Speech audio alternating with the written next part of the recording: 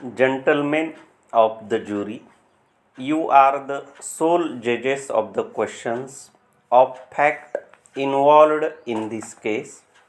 You are not to be influenced by anything that the court has said or that you imagined that the court has thought in regard to the facts.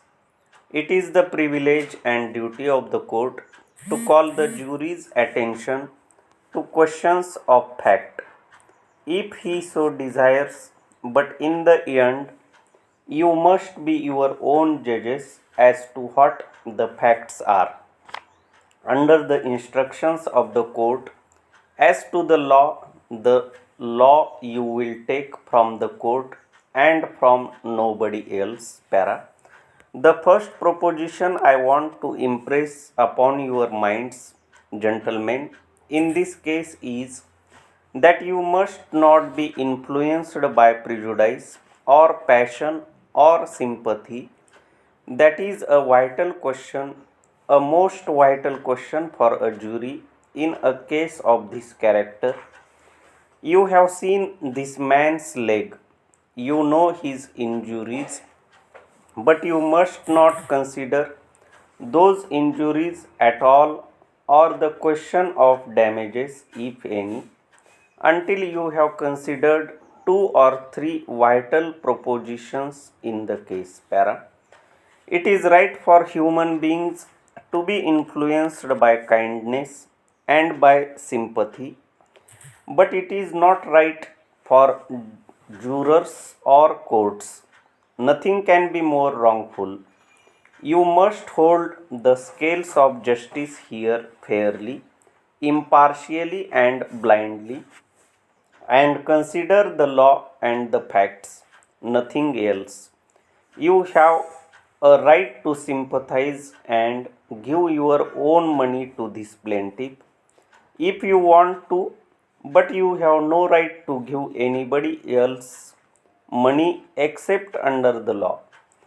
That is a vital proposition, more vital, I think, in the trial of lawsuits than in any other question.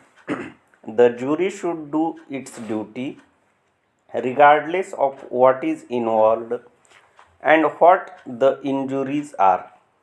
Courts are influenced by prejudice and passion and influenced wrongly, but it is the duty of the court as well as the jury to withstand prejudice, passion, and sympathy. Para.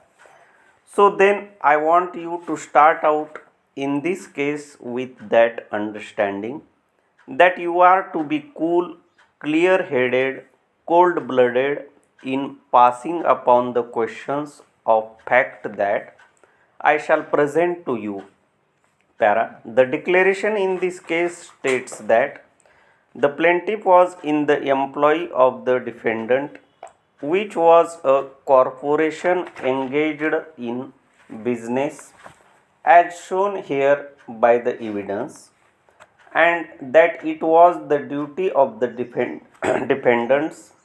There are two of them to use reasonable care and diligence to keep and maintain said step which have been heretofore described or stairway in a reasonably safe condition of repair, so that the said plaintiff might perform all duties and labors required of him safely. And the plaintiff awares that the said defendants, disregarding their duty in that behalf, carelessly, wrongfully, and negligently allowed said steps or stairway to become and remain in a loose, tottering, decayed, unsafe, and dangerous conditions, so that whilst said plaintiff was undertaking, in the exercise of due care to go upon or over said steps, in passing to his said duties there, and was then and there conveying a ladle of molten metal thereupon, said steps did then and there tip or turn with the said plaintiff, and as a result of their dangerous and unsafe condition, as aforesaid by reason thereof, the said plaintiff was then and there injured and damaged in a certain amount. Para. One vital element of this declaration contained in every count, I want to call your attention to, where it describes the steps, what the steps were, and what the steps did. The plaintiff does not charge, and you cannot try the question as to whether those steps originally were sufficient or not. They admit that proposition, but they charge that they were loose, that they became and remained in a loose, tottering, decayed, unsafe, and dangerous condition, and that as a result of that condition, they tipped and turned with the said plaintiff and threw him off. Now they must prove that, and the proof of anything else won't help the plaintiff. The plaintiff must prove that they were in a tottering condition, decayed condition, unsafe and dangerous condition, and as a result of that they tipped and turned the plaintiff over. Now that is their charge, and that they must prove by the preponderance of the evidence. Para.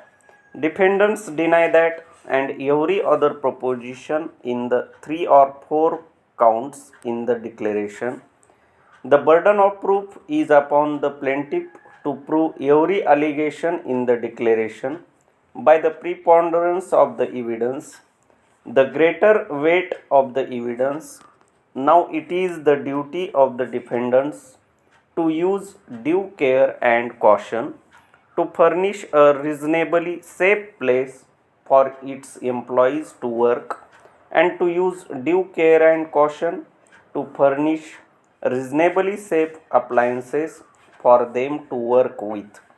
In this case, it was the duty of the defendants to use due care and caution to furnish these steps in bracket which are admitted in the beginning to have been reasonably safe bracket close, and to use due care and caution to keep those steps in a reasonably safe condition. That is, to do as reasonably prudent men would do under the same circumstances and conditions in order to keep them safe, the same as you would do if you were in that business, or any man would do if he were in that business.